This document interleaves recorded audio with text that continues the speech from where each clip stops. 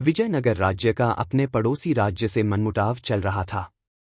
तेनालीराम के विरोधियों को तेनालीराम के खिलाफ राजा कृष्णदेव राय को भड़काने का यह बड़ा ही सुंदर अवसर जान पड़ा।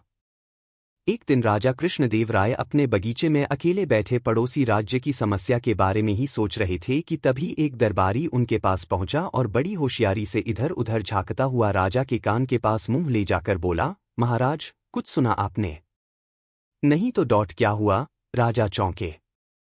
महाराज, क्षमा करें, पहले जान बख्श देने का वचन दें तो कुछ कहूं। जो भी कहना हो निस्संकोच कहो, डरने की कोई बात नहीं है, राजा ने दरबारी को अभय दान देते हुए कहा। महाराज, तेनालीराम पड़ोसी राजा से मिले हुए हैं। वे हमारे पड़ोसी राजा के साथ हमारे संबंध बिगाड़ना चाहते हैं। क्या बकते हो? राजा गरज कर बोले। मैं तो पहले ही समझ गया था महाराज।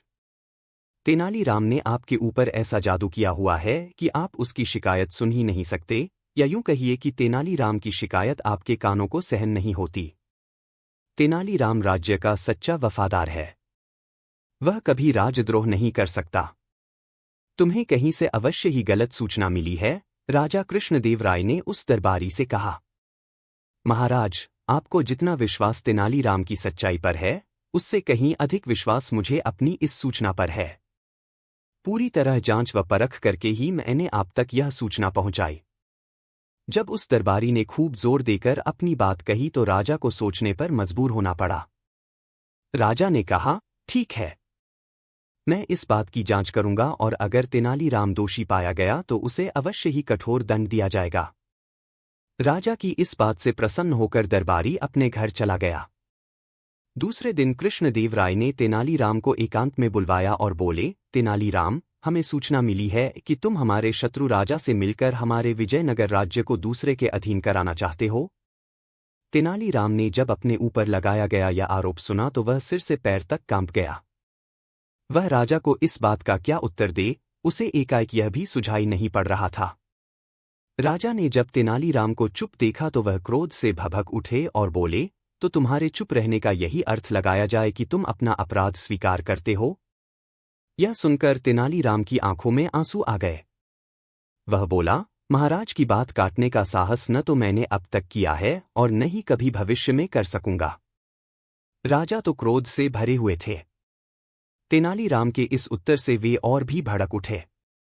बोले, तुमने जिस पड़ोसी राजा से सांठगांठ की है, अब उसी के राज्य में जाकर रहो, मेरा राज्य कल ही छोड़ दो। इतने बड़े अपराध की इतना मामूली सजा? तेनालीराम ने राजा से कहा। तुम्हारी अब तक की सेवा को देखते हुए, मेरे तुम्हारे मित्रतापूर्ण संबंधों को देखते हुए तथा तुम्हारे पद की गरिमा को देखते हुए मैं तुम्हें इतना ही दंड देना उचित समझता हूं। यदि कहीं अपराध किसी और ने किया होता तो मैं उसकी बोटी बोटी नुचवा लेता, राजा ने क्रोध में बिफरते हुए कहा।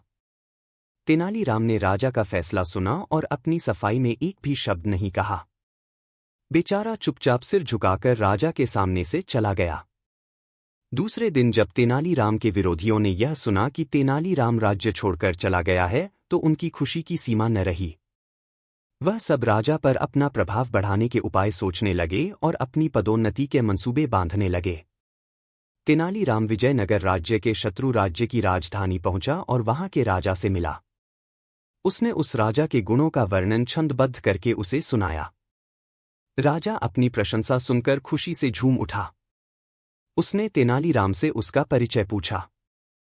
तेनालीराम ने अपना परिचय देते हुए कहा, मैं विजयनगर के राजा कृष्णदेव राय का निजी सचिव तेनालीराम हूं।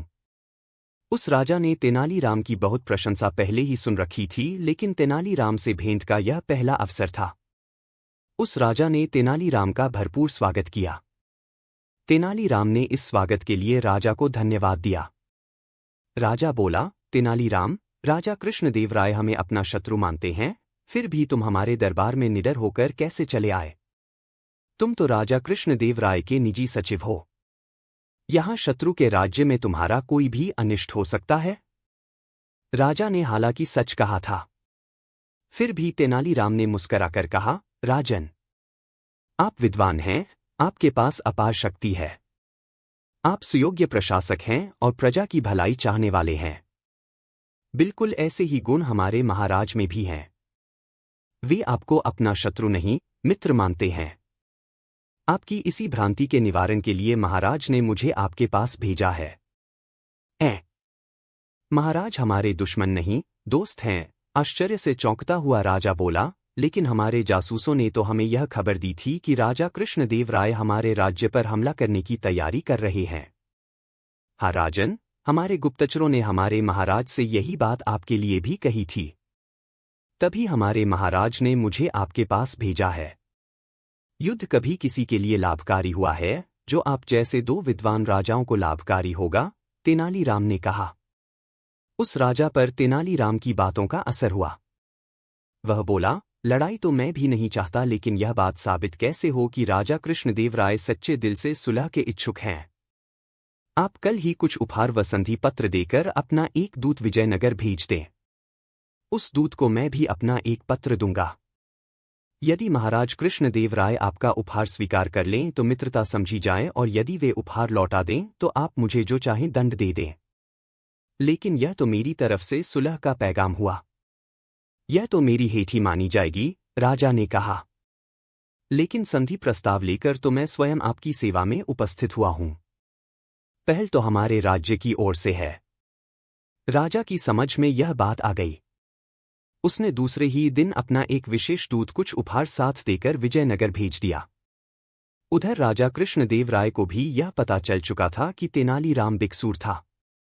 उसके विरुद्ध दरबारियों ने आपस में मिलकर झूठी चाल चली थी। इधर जैसे ही शत्रु राजा का दूत बहुमूल्य उपहार लेकर राजा कृष्णदेव राय के पास पहुंचा तो राजा प्रसन्नता से भर उठे।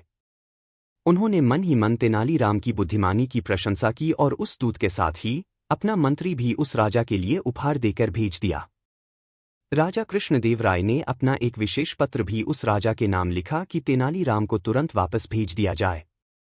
और जब तेनालीराम वापस विजयनगर पहुंचा तो राजा कृष्णदेव राय ने उसका विशेष स्वागत किया और उसे ढेरों पुरस्कार दिए। जिन दरबारियों ने तेनालीराम के विरुद्ध षड्यंत्र रचा था, वे दरबारी शर्म से पानी पानी हो गए।